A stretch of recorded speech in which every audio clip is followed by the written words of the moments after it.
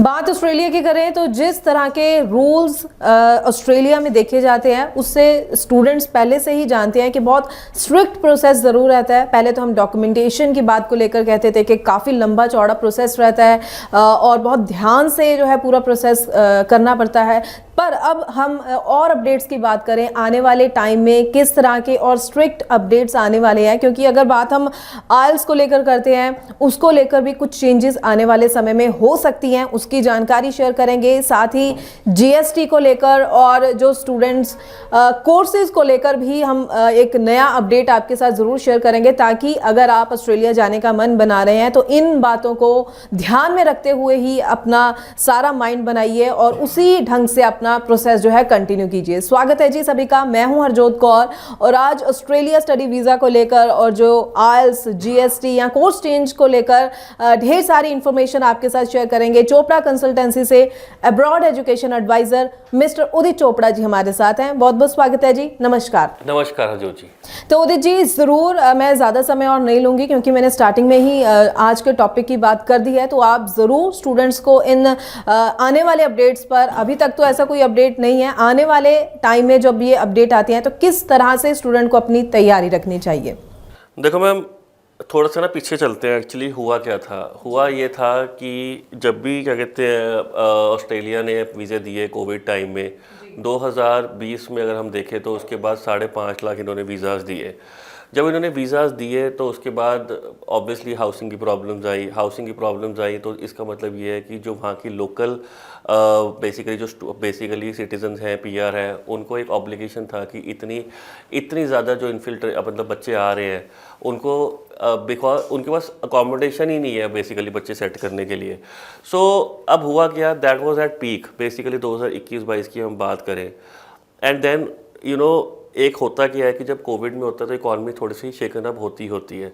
जब economy shaken up होती है तो जब भी कंट्री क्या करती है, they choose other method to generate income. So international student is one of the easiest medium, जो बेसिकली यूके ने किया है पिछले 2 साल पहले। उन्होंने भी स्पाउस वीज़ा ओपन कर दिए, हर क्या कहते हैं वीज़ा, हर केस को वीज़ा दे रहे हैं। ऑलमोस्ट 100% सक्सेस रेट पे उन्होंने काम किया है। बट राइट नाउ अब हुआ क्या कि कोविड के बाद दे सॉ कि रेवेन्यू इनको मिल चुके हैं एंड उनकी जो ऑस्ट्रेलिया की इकॉनमी स्टेबलाइज हो चुकी है। So right now they have started putting filters for the upcoming intake. अब फिल्टर्स क्या हो गया कि सबसे बड़ा जो फिल्टर था वो था आइल्स का।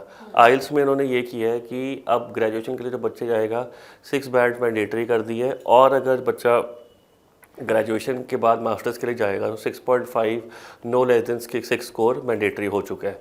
सो ये एक बहुत बड़ा एक था कि जो चेंज काफ़ी टाइम से चल रहा था। बिकॉज होता ये था कि कनाडा में अगर बच्चे के 6 बैंड ओवरऑल है और अगर ऑस्ट्रेलिया में उसके 6 बैंड ईच है, भी दो में 5.5 है, तो बच्चा ऑस्ट्रेलिया में ज़्यादा प्रेफर करता था उस टाइम पे, और वीज़ाज़ भी आते थे। बट राइट नाउ अब हुआ कि कनाडा का आइल स्कोर कम हो गया और ऑस्ट्रेलिया का आइल स्कोर अप हो गया। So which is again a problem for the student. अब दूसरी प्रॉब्लम ये हुई है कि जो बच्चा वहाँ पे जाके कोर्स चेंज करता था, राइट, पढ़ाई करने के बाद, और पढ़ाई के बाद अपना पीएसडब्ल्यू अप्लाई करता था। पीएसडब्ल्यू अप्लाई करने के बाद उसको एक मैंडेटरी जॉब लेनी पड़ती थी, या जॉब के बाद उसके अगर पॉइंट्स नहीं इकट्ठे होते थे तो वो क्या करता था कि बच्चा कोर्स दोबारा ऑप्ट करने की कोशिश करता था, एंड वो बहुत इजीली हो भी जाता था। बट राइट नाउ अब हो क्या गया है, पीएसडब्ल्यू के बाद एक नई चीज़ इम्प्लीमेंट हो गई है, जीएसटी। तो जिसमें ये पूछा जाएगा आपसे कि अगर आप पढ़ाई करके आपको पीएसडब्ल्यू मिल चुका है, अगर आप दोबारा पढ़ाई करना चाहते हो तो ऐसी कौन सी पढ़ाई है जो दोबारा करना चाहते हो, so that we grant you a visa again. So इस करके चीज़ें जो बेसिकली कहते हैं ना कोर्स हॉपिंग, वो चीज़ अब थोड़ी सी स्ट्रिक्ट हो जाएगी। वो चीज़ अब दोबारा नहीं हो मतलब वो बेसिकली इस पे एक गवर्नमेंट ने एक जिसे कहते हैं ना फ़िल्टर ऐड कर दिया है कि they will be asking you questions कि आपने ऐसा क्या सीखा है अपनी लास्ट पीएसडब्ल्यू में कि वो अपने आप उसके रिलेटेड आप कोर्स करना चाहते हो। तीसरी सबसे बड़ी जो चीज़ है वो है कि जो माइग्रेंट्स आ रहे हैं ऑस्ट्रेलिया में उस पर कैपिंग करने का। राइट नाउ सबसे जो पीक पे था माइग्रेशन, जब 2020-21 की बात करें तो 5.5 लाख माइग्रेंट्स ऑस्ट्रेलिया आए। उसके बाद प्रॉब्लम्स बढ़ी, हाउसिंग की प्रॉब्लम हुई, बहुत ज़्यादा चीज़ें मतलब डिफ़िकल्ट हुई ऑस्ट्रेलिया के लिए। Right now Australia wants only 2 lakh 3.5 lakh बंदा उनको 2023 में चाहिए और 2.5 लाख बंदा इनको एज अ माइग्रेंट 2024 में चाहिए। बिकॉज हर कंट्री ने अपने आप को स्टेबलाइज पहले करना है। जब उनकी इकॉनमी स्टेबलाइज है तो उनको और बंदे इंपोर्ट करने की या और बंदे माइग्रेट करने की क्या ज़रूरत है। So right now that's what I have told कि 3.5 लाख बंदा उनको 2023 में चाहिए और 2024 में उनको 2.5 लाख बंदा चाहिए। सो आप ये देख सकते हो कि कितना ही इन्होंने कट डाउन कर दिया ऑस्ट्रेलिया की migration. So basically right now what we are expecting that a student with the cleanest of case 6 band overall हो, फाइनेंशियल अच्छे हो, GT अच्छी हो, वही बच्चा बेसिकली अपना ऑस्ट्रेलिया का सपना पूरा कर सकता है। And yes it's a matter of concern, but देखना पड़ेगा कि आते समय जुलाई इनटेक में कितने बच्चे पंजाब हरियाणा से जाते हैं, बिकॉज ऑब्वियसली उसको भी थोड़ा सा अभी टाइम है। जी, मैं एक सवाल ज़रूर करना चाहूँगी। जैसे कि आपने कहा कि एक कोर्स करने के बाद जब स्टूडेंट को पोस्ट स्टडी वर्क परमिट मिल जाता है, उसके बाद अगर कोई कोर्स वो और फील्ड चेंज करके करना चाहता है तो उसे सवाल किया जाएगा। तो क्या इन सवालों के जवाबों पर भी डिपेंड करेगा कि उसे वो कोर्स करने के लिए एडमिशन मिले, वो कंटिन्यू कर सके या नहीं? बिल्कुल मैम, एक नॉर्मल इंटरव्यू होगा फ्रॉम यू नो फ्रॉम जो मिनिस्ट्री होएगी वहाँ की, जो देखती है सारे इमिग्रेशन मिनिस्ट्री है। तो नॉर्मली एक उनसे सवाल पूछे जाएंगे कि अब बेसिकली मैम होता ही है कि बच्चे के ना पॉइंट बेस्ड सिस्टम है। 80 to 85 पॉइंट्स बच्चे को चाहिए होते हैं to get a PR in that area. अगर वो बच्चा कोई भी सब क्लास की कैटेगरी में अपने फाइल करता है PR। अब होता क्या है कि कभी ना कभी कहीं ना कहीं बच्चे के वो पॉइंट्स इकट्ठे नहीं हो पाते। सो दैट इज़ वाई वहाँ के जो इमिग्रेशन कंसल्टेंट्स होते हैं हमेशा यही गाइड करते हैं कि तू 1 साल का कोर्स और कर ले, 2 साल का कोर्स और कर ले, तो तेरे पॉइंट्स जुड़ जाएंगे।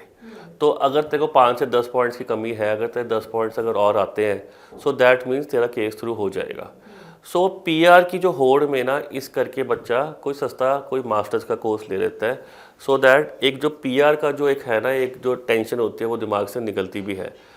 करी भी है लोगों ने, और पीछे पास्ट में देखा जाए तो काफ़ी लोगों ने ये चीज़ की थी और इसमें सक्सेसफुल भी हुए थे। But right now immigration also understand कि कहाँ पे लूप होल था, उसको कवर करने की कोशिश कर रहे हैं। कुछ हद तक वो हो भी गए हैं। अब ये आगे देखा जाएगा कि जब बच्चे स्टडी से PSW के बाद जा रहे हैं, बिकॉज ये जर्नी भी लंबी है मैम, देखा जाए 3-4 साल की जर्नी है। उसके बाद कैसे ट्रीटमेंट होता है बच्चों के साथ जब कोर्स अपग्रेड करते हैं या डाउनग्रेड करते हैं। सो उसके बाद GST में क्या क्या सवाल पूछते हैं, that will also be interesting. जी जी जी बिल्कुल। तो मैं ज़रूर कहना चाहूँगी स्टूडेंट्स को, कोई भी सवाल है, क्योंकि ऑस्ट्रेलिया के बारे में सोच रहे हैं तो अपनी प्रोफाइल पे पहले फोकस करना बहुत ही ज़्यादा ज़रूरी है, चीज़ों को समझना बहुत ही ज़्यादा ज़रूरी है। कोई सवाल है, कोई डाउट है, जो नंबर डिस्प्ले इस पर कॉल करके आप पूरी जानकारी ज़रूर ले सकते हैं। चोपड़ा कंसल्टेंसी के ऑफिस भी विजिट कर सकते हैं ताकि अपनी डॉक्यूमेंट्स की, अपनी प्रोफाइल की असेसमेंट करवाने के बाद सही चीज़ों को समझते हुए, सही ऑप्शंस को समझते हुए आप आगे बढ़ें। बहुत बहुत थैंक्स उदित जी। ये जो आने वाले अपडेट जो है, ताकि स्टूडेंट्स इन अपडेट्स, जो अभी तक अपडेट्स जो है लागू तो नहीं हुए हैं, लेकिन आने वाले समय में ऐसा हो सकता है, तो स्टूडेंट्स को पहले ही अपने आप को प्रिपेयर करके ऐसे ज़रूर चलना चाहिए ताकि आपको पता हो कि आप एलिजिबल हो सकते हैं या नहीं ऑस्ट्रेलिया के लिए। तो इन बातों का ध्यान रखते हुए ही आगे बढ़े। बहुत बहुत थैंक्स उदित जी। एक बार फिर से मैं आपको कहना चाहूँगी कि हर बार आप स्टूडेंट्स को बहुत अच्छे ढंग से पूरी जानकारी देते हैं।